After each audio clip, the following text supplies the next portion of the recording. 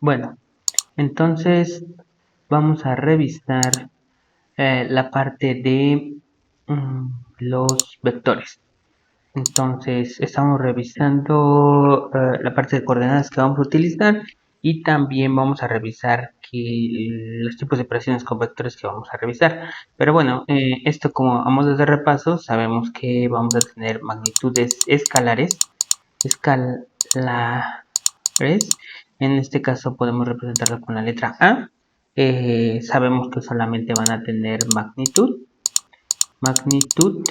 y no van a tener dirección. Entonces no dirección, solamente tendrían magnitud, serían valores, no como un kilogramo, como un volumen, ¿sí? Entonces también podríamos representar a los vectores. En este caso podemos representarlo como la letra B. Estos van a tener magnitud, dirección y sentido.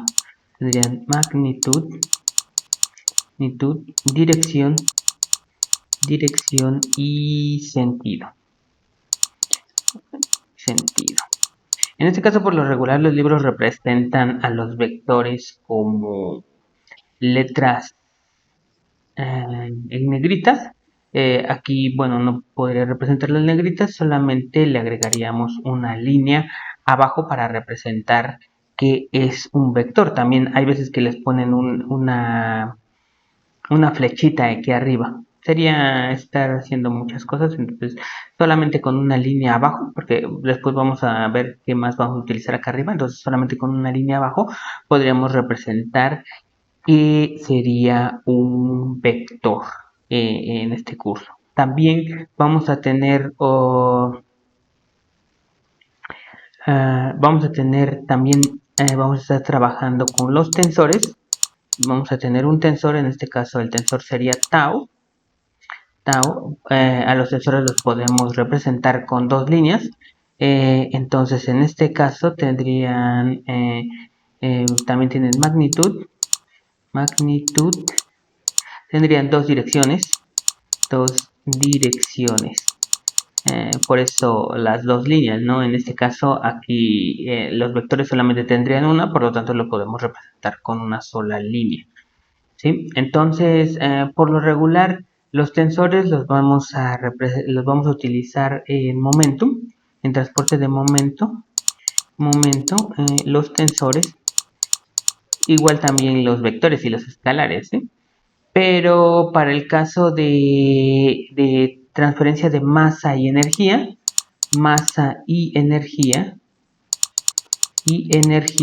estaremos utilizando los escalares y vectores solamente. Escalares y vectores, ¿sí? Por lo tanto, vemos que pues energía es la más fácil de entender, de ahí le seguiría masa y momentum se requiere un poquito de más matemáticas para poderlas entender. Entonces, es por eso les decía, podemos empezar con energía, pero ahorita ya vamos a empezarlo de manera como trabajan en su temario, ¿no? Primero momentum, después transferencia de energía y hasta el último transferencia de masa. Para los vectores los podemos representar de la siguiente manera. Para los vectores los podemos representar de la siguiente manera. Tendríamos el vector A con una línea, tendríamos AI más A2J. Bueno, le pondríamos, estos serían vectores unitarios, ¿no? Más A3K. Entonces, AI, AJ y A3K. Entonces, podríamos representarlos de esta manera. También, digamos, esto solamente, bueno, también para coordenadas rectangulares. Pero para coordenadas cilíndricas y coordenadas esféricas, nosotros podemos utilizar A y D delta y más A, sería 1, más A2 delta 2 más A3 delta 3. Entonces delta 3 sería delta 3 o delta, no nada más, serían igual también vectores unitarios. Vectores unitarios en la dirección x, y, z, en el caso de coordenadas rectangulares, o pueden ser también vectores unitarios en la dirección r, θ y φ en coordenadas esféricas, o r, θ y z en las coordenadas cilíndricas. Entonces, esto sería para coordenadas en general, para todas, ¿no?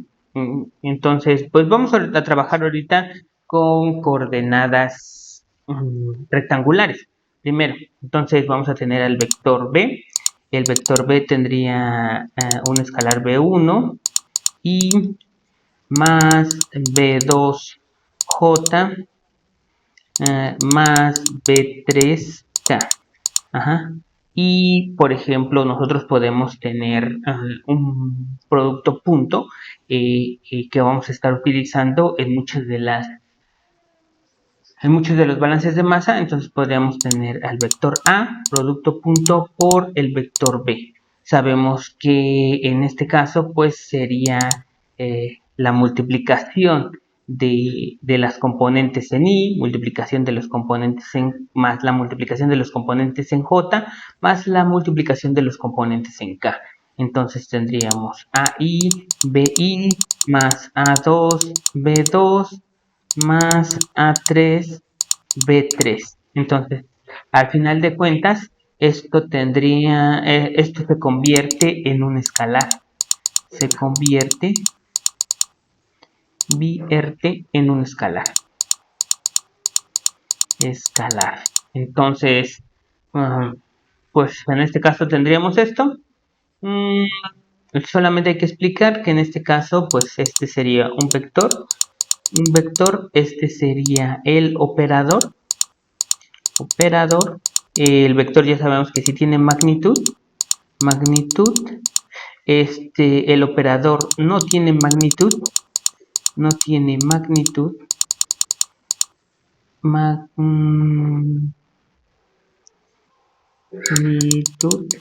Y en este caso el vector pues igual también sería igual que el otro, ¿no? Tendría magnitud también.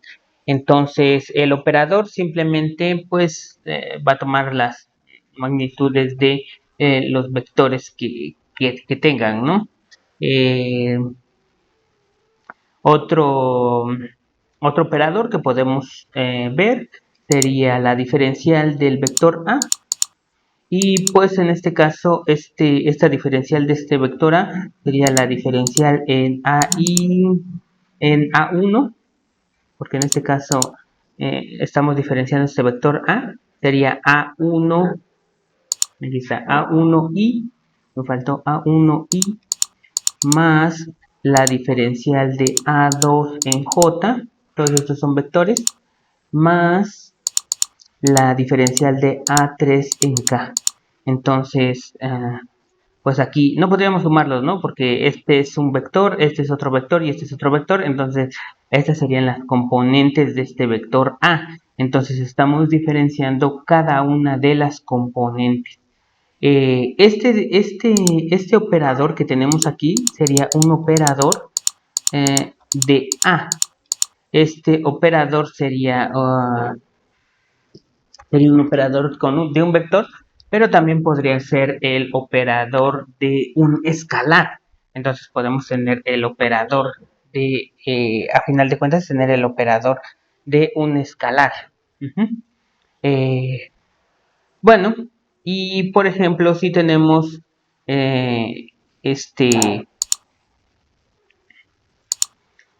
esta variable x, y z, este es phi en función de x, y, z. Entonces si derivamos, podemos derivar a phi con respecto a phi, lo podemos derivar con respecto a s. Entonces para eso podríamos utilizar la siguiente regla de la cadena, ¿sí? Podríamos derivar a phi con respecto a x y multiplicarlo por la derivada de x con respecto a s, más la derivada de phi con respecto a y la derivada de y con respecto a s, más la derivada de phi con respecto a z por la derivada, bueno, no, producto punto, mejor, por la derivada de z con respecto a s. Entonces tendríamos la derivada de phi con respecto a x por delta x por la derivada de x con respecto a s. Entonces, si se dan cuenta, esta es una derivada ordinaria y esta es una derivada parcial. Entonces, sería solamente el operador que nosotros estamos teniendo aquí. Y estamos utilizando la regla de la cadena. La derivada de u por la derivada de b. Ajá. Entonces, pues aquí podríamos tener lo siguiente, ¿no? ¿Qué más podemos hacer? Bueno, entonces esto sería igual a la derivada de... Esto podríamos representarlo, si se dan cuenta, aquí podríamos representarlo.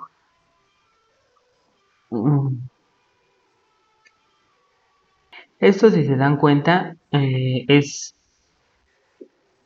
como si estuviéramos utilizando el producto punto. Bueno, voy a borrar esto porque esto no va aquí. Esto no va aquí. Pero es como si estuviéramos utilizando este operador de producto punto, ¿sí? Tenemos A y B. En este caso tenemos la derivada de phi y la derivada de x con respecto a esta. Entonces podríamos separarlos en dos vectores. Entonces, en los vectores que los separaría yo sería delta phi. Sale muy bien. Sería delta phi con respecto a x. Pero este es parcial. Con respecto a x más delta phi con respecto a y más delta phi con respecto a z. Y pues necesitan seguir siendo vectores, ¿no? Porque es un vector, entonces tendrían componentes en y, componentes en j y su componente en k. Y como les decía, era un producto punto.